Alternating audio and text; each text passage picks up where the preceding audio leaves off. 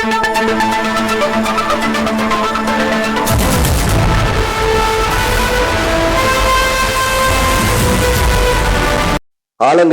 ரூபாய் 51 லட்சம் மதிப்பிலான திட்டங்கள் துவக்கம். அமைச்சர் கயல்விழி செல்வராஜ் தொடங்கி வைத்து அடிக்கல் நாட்டினார்.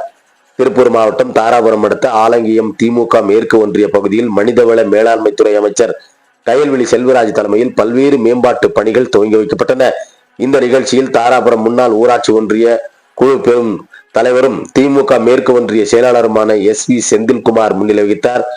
தாராபுரம் சட்டமன்ற உறுப்பினர் மேம்பாட்டு நிதி 2025-2026 ஆண்டிற்கான ஒதுக்கீட்டில் ரூபாய் 8.50 லட்சம் மதிப்பீட்டில் ஆலங்கியம் பேருந்து நிறுத்தத்தில் புதியதாக கட்டப்பட்ட பயணியர் நிழற்குடையை அமைச்சர் திறந்து வைத்து பொதுமக்கள் பயன்பாட்டிற்கு வழங்கினார். நீண்ட நாட்களாக பேருந்துகளாக காத்திருக்கும் பொதுமக்கள், குறிப்பாக மாணவர்கள் மற்றும் பெண்கள் மழை மற்றும் வெயிலில் அவதியடைந்த நிலையில் இதற்கு நிழற்குடை பெரிதும் உதவும் என பொதுமக்கள் தெரிவித்திருந்தனர்.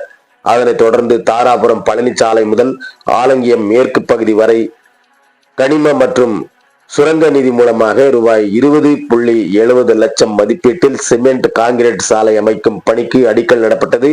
மேலும் பழனி தாராபுரம் சாலை முதல் ஆலங்கியம் சாலை வரை ரூபாய் 22 லட்சம் மதிப்பீட்டில் தார் சாலை அமைக்கும் பணி தொடங்கி வைக்கப்பட்டது. மொத்தமாக ரூபாய் 51 லட்சத்திற்கும் அதிகமான மதிப்பீட்டில் இந்த 3 பணிகள் செயல்படுத்தப்படுகின்றன.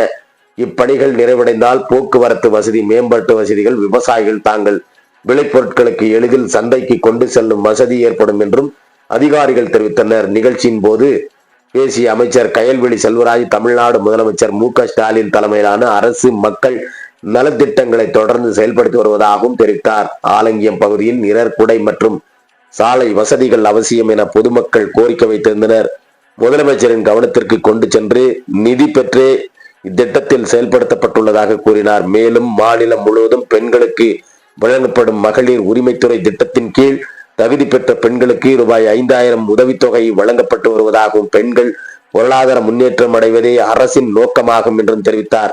அதே போன்று தாராபுரம் அரசு கூடுதல் மருத்துவமனை கட்டிடம் ரூபாய் 24 லட்சம் மதிப்பீட்டில் கட்டி முடிக்கப்பட்ட இறுதிக்கட்ட பணிகள் நடைபெற்று வருவதாகவும், விரைவில் அதனை முதலமைச்சர் மு.க.ஸ்டாலின் அவர்கள் திறந்து வைத்து மக்கள் பயன்பாட்டிற்கு வழங்க உள்ளதாகவும் கூறினார். இந்த மருத்துவமனை செயல்பாட்டுக்கு வந்தால் சுற்றுவட்டார கிராம மக்களுக்கு அவசர சிகிச்சை உடன் கிடைத்து பல உயிர்கள் காப்பாற்றப்படும் எனவும் அமைச்சர் தெரிவித்தார். இந்த நிகழ்ச்சியில் ஆலங்கியம் திமுக ஒன்றிய நிர்வாகிகள், ஊராட்சி பிரதிநிதிகள், துறை சார்ந்த அரசு அலுவலர்கள் மற்றும் ஏராளமான பொதுமக்கள் கலந்து கொண்டனர் என்பதும் குறிப்பிடத்தக்கது. திருப்பூர் மாவட்டத்தின் செய்தியாளர் சாய்.